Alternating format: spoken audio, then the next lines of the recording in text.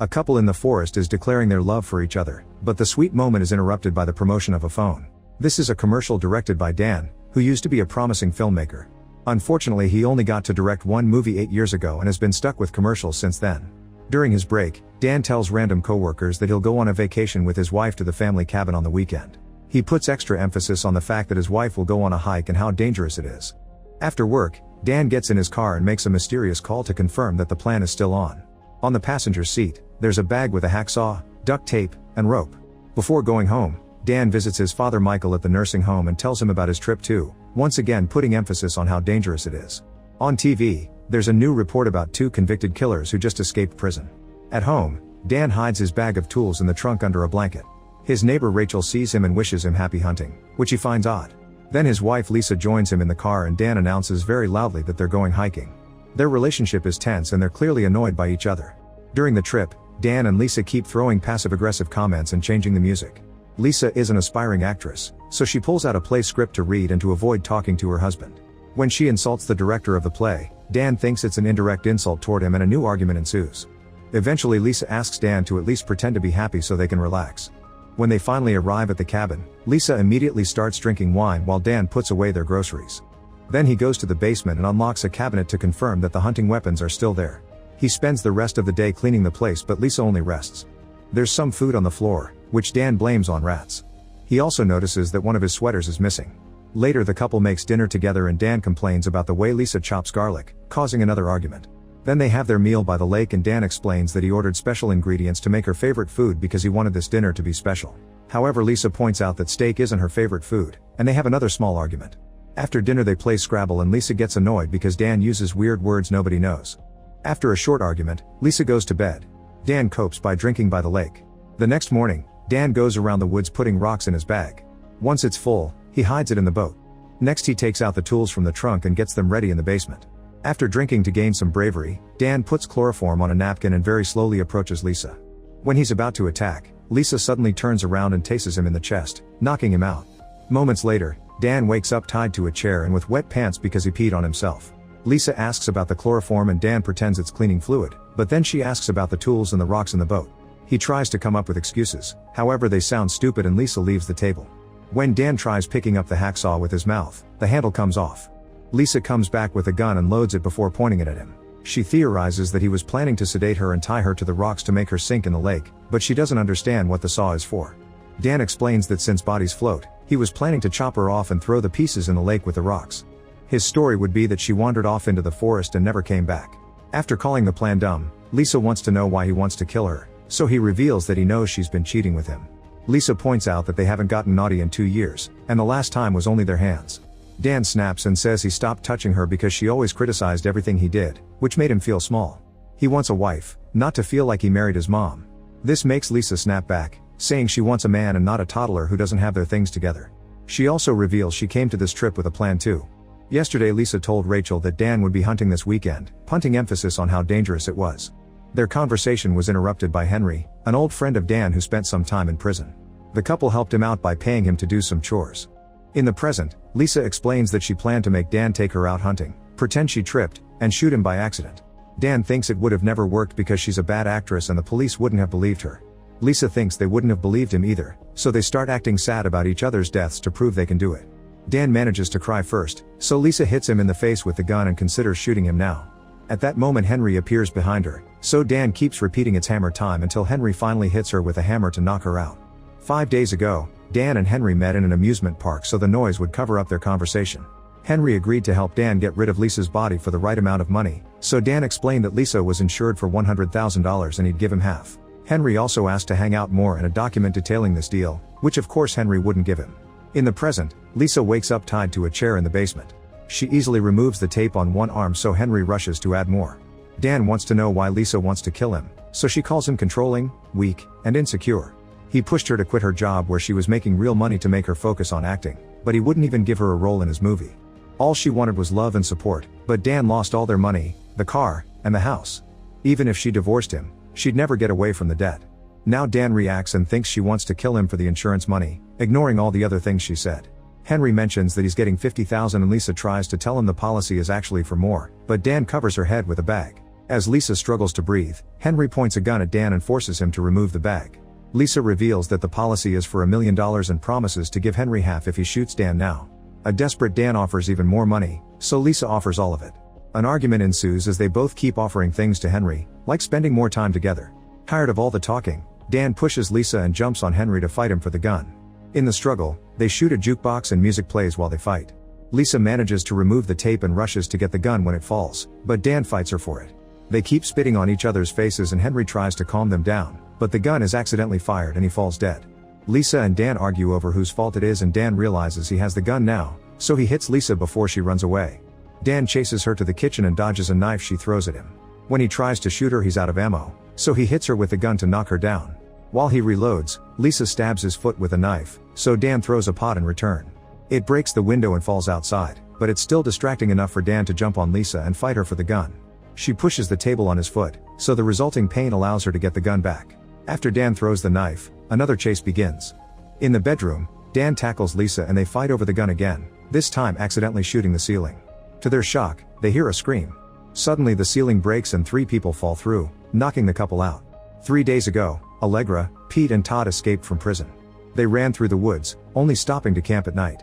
Eventually they found the cabin and easily got inside because the key was on top of the door. It was they who took clothes from the closet and ate the food, dirtying up the place.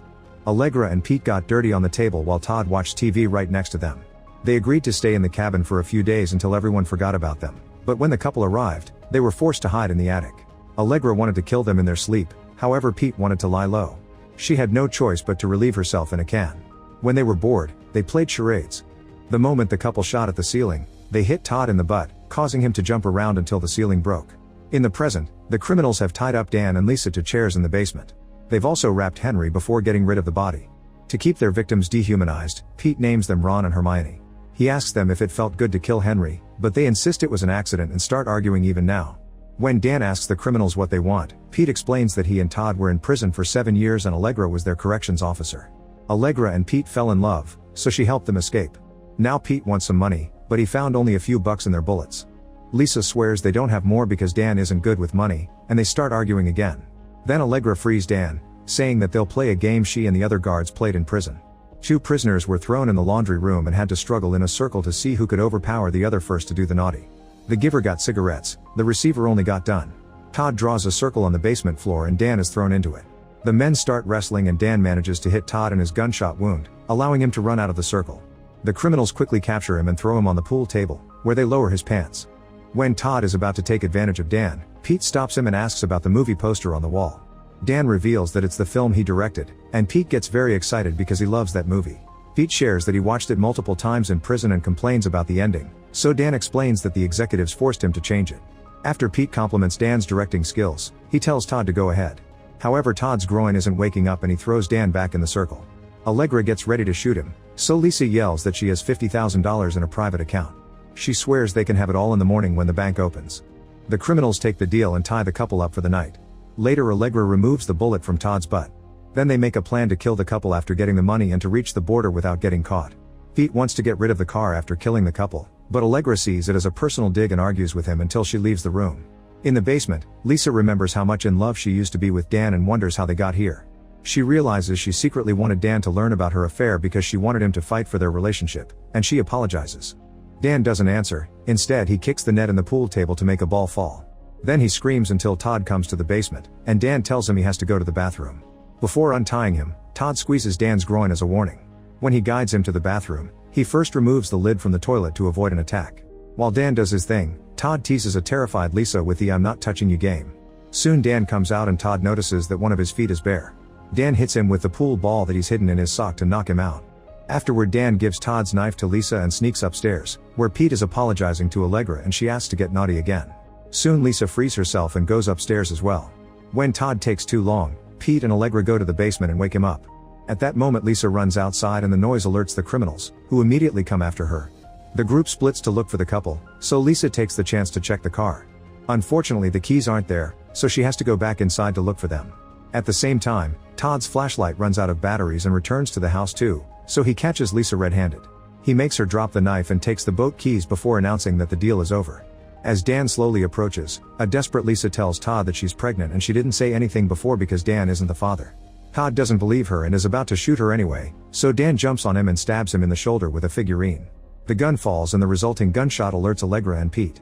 Then Todd punches Dan and throws the figurine at his head, making him fall. Dan reaches for the gun and Todd fights him for it, so Lisa appears behind him to bite a piece of his ear off.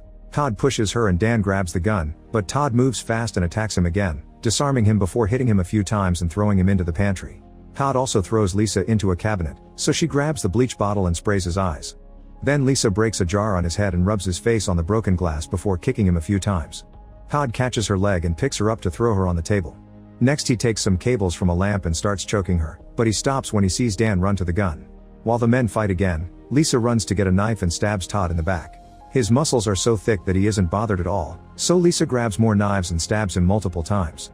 When Todd finally turns around to go after her, Dan stabs his head with the figurine. Todd keeps walking and Dan rushes to get the gun, which doesn't have ammo left. Dan suddenly quotes Harry Potter before collapsing. Hearing the other criminals approaching, the couple rushes to hide upstairs. In the closet, Dan blames himself for everything, since he gave up when things started to fall apart. He gives Lisa the boat keys and tells her to leave without him to protect the baby. However, Lisa clarifies she lied to distract Todd and she isn't really pregnant. Dan admits that it was the best acting he's ever seen. When Pete is about to find them, Dan jumps out to tackle him and the couple runs away. As soon as Lisa comes out, Allegra tackles her and gets ready to shoot her, but Dan knocks her down and hurts her hip. Then Pete jumps through the window and lands on Dan, so he starts beating him up. Lisa takes the chance to stab him with a rake and tries to run, but Todd returns and captures her. Pete breaks the rake to get the handle and drags Dan by the hair, saying that killing gets boring after doing it too many times. Then he stabs Dan's hand with the broken handle. After monologuing some more, Pete turns on the lawnmower and tries to smash Dan's head into the rotating blades. Dan uses his hands to block it and ends up losing a few fingers. Suddenly the group hears music and a car runs over Pete. The driver turns out to be Michael. 6 hours ago, a neighbor was on his way to the supermarket when he saw the mess in the cabin, so he called Michael to alert him. Michael tried to leave the retirement home but a nurse stopped him, so Michael beat him up with his cane and took his car keys. It was a very modern car and he didn't know how to use the digital controls, so he didn't choose the music. He stopped at the gas station to fill up the tank and left without paying. In the present, Allegra drops the gun to check on Pete, so Michael picks it up and immediately blows up Todd's head. When Michael is about to kill Pete too, Allegra stabs him from behind, causing him to accidentally shoot her foot. Pete comes closer to mock Michael, who bites the tip of his nose off. As Pete knocks Michael down to start choking him, Michael tells his son to run. Dan and Lisa rush to get in the car, but it only works for 2 minutes before it gets stuck. Now the couple has to watch how Pete kills Michael by throwing him on the lawnmower. They try the car again and this time it does take off, however Pete shoots at it a few times and causes it to crash into a tree. Dan tells Lisa to go to the boat while he takes care of things. Meanwhile, Allegra asks Pete for help, but instead he announces he wants to break up. When he checks the car, the couple is already gone. Allegra goes back inside to clean her foot with alcohol and bandage it, however Dan appears to kick her leg and break it. He raises the gun and asks for his sweater, but Allegra starts begging for mercy and quickly changes to insulting him. Dan gets so annoyed that he shoots her in the face. At the pier, Lisa gets in the boat and tries to leave, but it won't start. After turning a few handles, the engine finally works, but unfortunately Pete shows up and leaves with her. Lisa yells for help and Dan runs to the pier, where he grabs the boat's rope. This pulls him into the water and drags him along. Pete is talking to Lisa about the money, so he doesn't see Dan climb on the boat. Dan smashes his head and a fight ensues. When Dan is quickly overpowered, Lisa scratches Pete's face, only to get knocked down too. While Pete keeps beating Dan up, Lisa finds the flare gun and shoots it at Pete, who easily dodges it. He takes the gun from her and knocks her down again. When he's about to shoot her, Dan threatens him, but the cool moment is ruined by his puking. Then he punches Pete and they start fighting again. Soon Pete starts choking Dan with a rope, so Lisa appears behind him to choke him with the bag handle. Pete pushes her off, but Dan takes over the bag and Lisa slashes Pete's leg. Together, the couple throws Pete into the water, and he struggles for a few seconds before the rocks in the bag make him sink. Unfortunately, the rope is tangled on both Pete's and Dan's feet, so Dan is pulled into the water too. Lisa catches him just in time and refuses to let go when he asks her to. Instead, she pulls him back onto the boat and takes off the shoe with the rope to save him. Moments later, Dan calls the police. Lisa gives him a bag with his fingers and his wedding ring. They apologize to each other for the murder attempts and Dan wonders what they should do. Lisa says it's time to confront their problems, so Dan says yes and they hold hands. When the authorities and the press finally arrive, Dan and Lisa make a big deal about the incident, crying in front of the camera. They pretend they were just a happy couple whose happy vacation was ruined by criminals and they got hurt trying to protect each other. Soon their faces are all over the media, and Michael's death is given attention to because he was a veteran. The couple appears as guests in talk shows and their story is picked up for a movie, which will be directed by Dan with Lisa as the star, but it's direct to streaming. When the movie finally comes out, fake Dan and Lisa are shown as amazing warriors who beat up the criminals. Dan finally has the power to do what he wants, and he and Lisa celebrate their success with a kiss. Make sure to subscribe and turn on notifications so you can watch more videos like this. Thanks for watching.